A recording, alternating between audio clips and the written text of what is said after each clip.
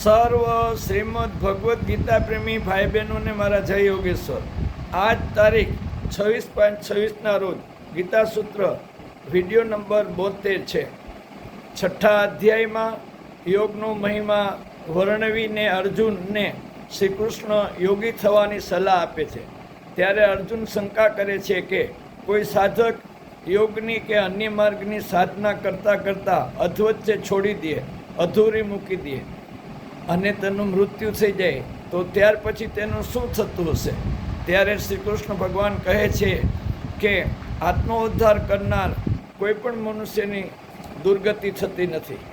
આમ અધૂરી સાધના કરનાર યોગભ્રષ્ટ વ્યક્તિ બીજા જન્મમાં સારા કુટુંબમાં, પવિત્ર કુટુંબમાં, અનુકૂળ કુટુંબની અંદર એનો જન્મ થાય છે અને પોતાની સાધના આગળ શરૂ કરી લક્ષ્ય પામવા પ્રયત્ન કરે છે. આ વાત ગીતા અધ્યાય 6ના શ્લોક 41માં કરી છે.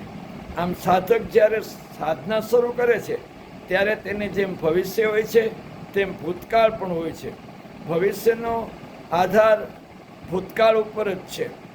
અર્જુને પોતાના આ પ્રશ્નના યોગભ્રષ્ટ થવાની સ્થિતિ બતાવી છે. તેમાં તેણે 2 વિશેષણો વાપર્યા છે, એક અયતિહિ અને એક શ્રદ્ધયો.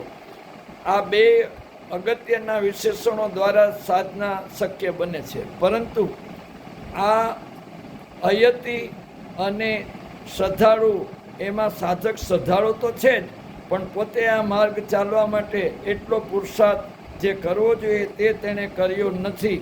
તેથી આવી વૃત્તિ ધરાવતો નથી અને પુરુષાર્થ ન કર્યો હોવાથી